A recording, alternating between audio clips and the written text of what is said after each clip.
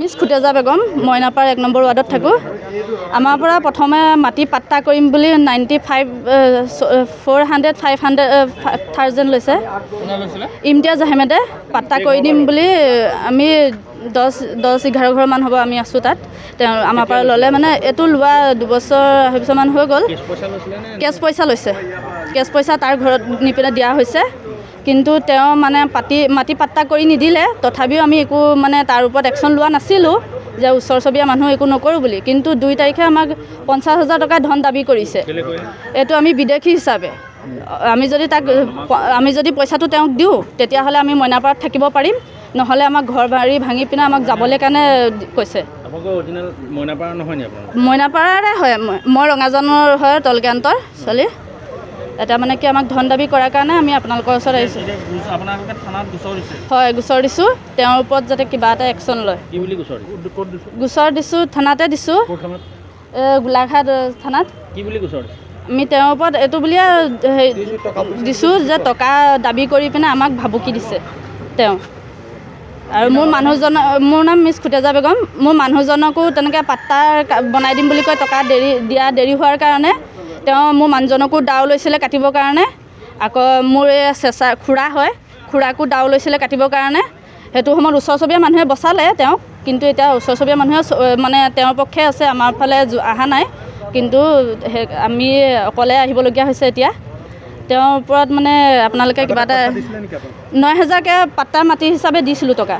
কিন্তু এতিয়া যে 2 তাৰিখে যে ইয়াত থাকিব পৰা হিচাপে যে ধন দাবী কৰিছিলে 50,000 টকা, সেইটো আমি দিয়া নাই। পাট্টা মাটি ৰাম বাহাদুৰ চেত্ৰী, তেওঁৰ পৰা নেপালী মানুহৰ পৰা আমি 10.5 কঠা মাটি কিনি ঘৰ দৰ বনাইছোঁ। বনোৱাৰ পিছত ইমতিয়াজ আহমেদ আহি পেলাই আমাৰ লগত লগ লাগিলে। লগাৰ পিছত তেখেতে ক'লে যে মাটিটো মই ম্যাদীকৰণ কৰি দিম, আপোনালোকে কঠা পইচাত আমাক 10,000কৈ টকা দিয়ক। কিন্তু আমি ক'লোঁ যে ইমান পইচাতে দিব নোৱাৰোঁ, আমি শ্ৰমিক মানুহ কাম কৰি খাওঁ। তাৰপিছত আমি তেওঁক 97,500 পইচা তেওঁক আমি একেলগে গোটাই আমাৰ মাটিৰ দলিল, আমাৰ নাগৰিক পঞ্জী কাগজ, এনআৰচিনৰ চব একেলগে তেখেতক জমা দিছোঁ। দিয়াৰ পিছত ইমান দিন আছোঁ। তাৰপিছতো মাজে মাজে কেতিয়াবা ইটো সিটো চান্দা টান্দা বিচাৰে, দল সংগঠনৰ কিবা মানে বিহু চাতা হ'লে আমি দিওঁ। আমি যি পাৰোঁ 500,000 যি পাৰোঁ দিওঁ আৰু ভালদৰেই দিওঁ, সমাজৰ লগত থাকোঁ। আৰু এতিয়া বৰ্তমান আকৌ এটা সংগঠনৰ লগত লগ লাগি 2জন মানুহ পঠিয়াইছে, আমি নাম নাজানো, একো নাজানো। আমাক গাড়ীৰ ভিতৰত বহাই লৈছে।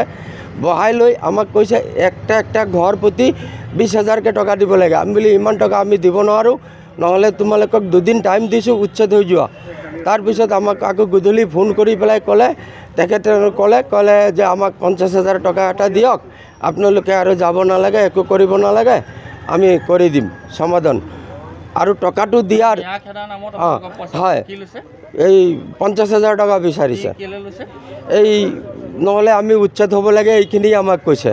আৰু টকাটো যেতিয়া 97,500 পইচা দিওঁতে 2 দিন দেৰি হৈছিলে। ৰাজু নাম বুলি এজন মানুহৰ ঘৰত মোক ৰাতি 7টা বজাত মাতি নিলে। নি পেলাই কৈছে পইচাটো ইমান দেৰি হ'ল যে কাৰণটো কি। তাৰপিছত মানুহজনে কি কৰিলে, ৰাজুৰ ঘৰৰ পৰা পটকৈ দাখন লৈ পেলাই আহিছে মোক ঘাপ মাৰিবলৈ। ঘাপ মাৰিবলৈ আহিছে, দাখন দি পেলাই ৰাজুৱে ধৰিছিলে দাখন। তাৰপিছতে 2 দিন পিছত টকাটো দিলোঁ আমি।